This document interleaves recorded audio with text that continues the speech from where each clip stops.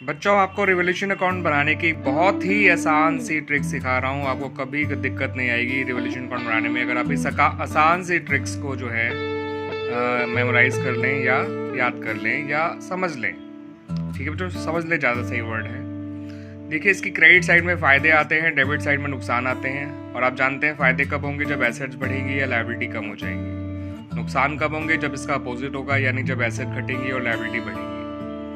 तो फ़ायदे आपको लिखने हैं क्रेडिट साइड में, नुकसान लिखने हैं डेबिट साइड में।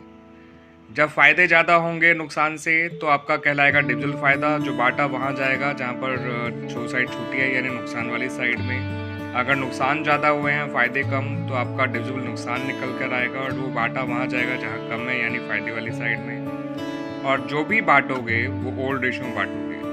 तो फ़ायदे होते क्रेडिट साइड में, बढ़ते डेबिट साइड में। नुकसान होते डेबिट साइड में, बढ़ते क्रेडिट साइड में। और ओल्ड रेशियो बढ़ते, इस बात को ध्यान रखिएगा बच्चों। रिवोल्यूशन अकाउंट वाली बात को कुछ ऐसे भी समझ सकते हैं कि रिवोल्यूशन अकाउंट फ़ायदे से क्रेडिट होता है और नुकसान से डेबिट होता है। ठीक है बच्चों, फ़ायदा कब होगा, जब एसेट बढ़ेगी। फ़ायदा कब होगा, जब आपका लायबिलिटी कम होगी। नुकसान कब होगा, जब एसेट घट जाएगी। नुकसान कब होगा, जब लायबिलिटी बढ़ जाएगी।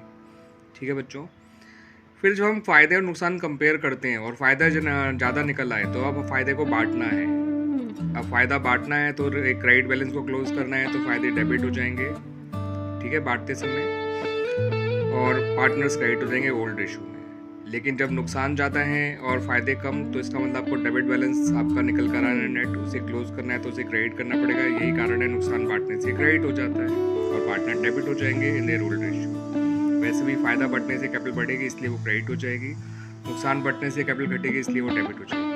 बहुत ही सिंपल लॉजिक होता है बच्चों अकाउंट्स का।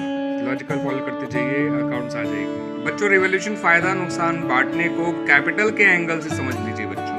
तो कैपिटल का रूल हुआ करता है, जब वो बढ़ा करती है तो वो क्रेडिट हो जाया करती है, और जो कम हो जाती है तो वो डेबिट हो जाया करती है। यही कारण है जब हमें रिवोल्यूशन में गेन होता है और उस गेन को जब हम पार्टनर से बांट रहे हैं, हमारे कैपिटल क्रेडिट हो जाते हैं। कौन क्रेडिट हो जाता है बच्चों?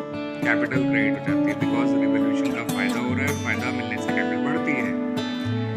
ठीक है बच्चों, अंडरस्टूड है। जब कैपिटल क्रेडिट हो रही है फायदा बांटने से, तो रिवोल्यूशन अकाउंट क्या हो जाएगा? डेबिट हो जाएगा। ठीक है बच्चों, यही कारण है कि जब रिवोल्यूशन अकाउंट का लॉस पार्टनर में बांटा जाता है तो कैपिटल कम हो जाती है, और कम होने से वो डेबिट हो जाती है।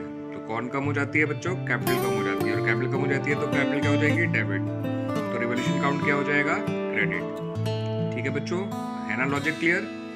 और एक बात ध्यान रखिएगा, ये जो भी फायदा नुकसान बांटा जाता है अमंग द ओल्ड रेशियो बांटा जाता है, अमंग द ओल्ड पार्टनर्स द्वारा बांटा जाता है in their old ratio. Revolution account जो है वो चेंजेस को रिकॉर्ड करता है। किनके चेंजेस को? एसेट्स और लायबिलिटीज के चेंजेस को, यानी जो भी उनमें इंक्रीज या डिक्रीज आ रहा होता है, ना कि उनकी नई और पुरानी वैल्यूज को। ठीक है बच्चों, नई वैल्यूज नई बैलेंस शीट में आ जाएंगी, पुरानी वैल्यूज पुरानी बैलेंस शीट में आ जाएंगी। लेकिन रिवोल्यूशन अकाउंट में उनके चेंजेस रिकॉर्ड किए जाते हैं, यानी उनका कितना उसमें बदलाव आया है, कितना फायदा हुआ है, कितना नुकसान हुआ है, कितना इंक्रीज हुआ है या कितना डिक्रीज हुआ है। नई और पुरानी वैल्यूज बैलेंस शीट में आया